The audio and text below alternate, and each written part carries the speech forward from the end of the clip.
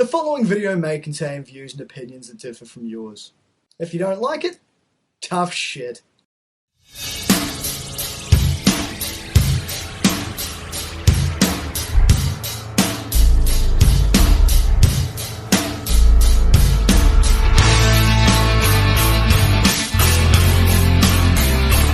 You know, I've said it before and I'll say it again. There are a lot of people I've had beef with on this platform who leave, I wish they'd stay gone, and they come back.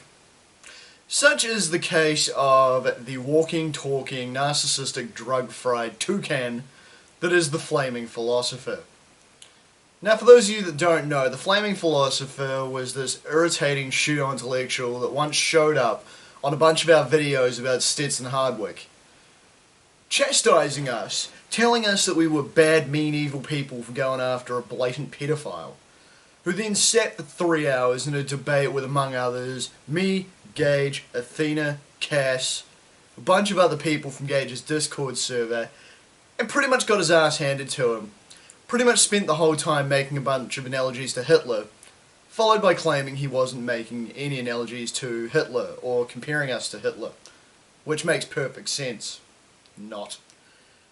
So anyway, occasionally I like to go back to that video because I'm an egotistical piece of shit, and I enjoy going back and watching my own performance in that video.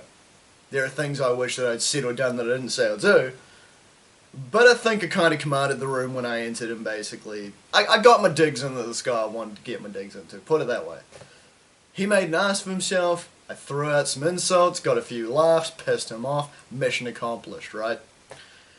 So I scroll down the comments because after this debate where he should have tucked his tail between his legs, tail between his legs, that's one tail, singular, between his legs and left, he just kept showing up periodically, bitching and kvetching and whining and moaning. There's a comment section with a shit ton of comments where Gage basically tells him to shut the fuck up and he keeps mouthing off. So I scroll further down the comment section and find that he's renamed himself. And he's challenging Gage to another debate because he reckons he was cooked during the first one. First off, I'm calling bullshit about the whole being on drugs or being under the influence of alcohol at the time thing. He sounded pretty coherent to me. Well, as coherent as you can sound when you're firing off a bunch of self-important bullshit. Secondly, you got beat, you got schooled, show the grace to fucking not fall back on the substance abuse route. And 3, that said, I wouldn't be surprised because this guy is basically a stereotype, you know. The whole drug-fried gay party boy, tried every drug under the sun, makes videos about the perks of drugs because he thinks it makes him look smarter because he's opening his mind. Woo!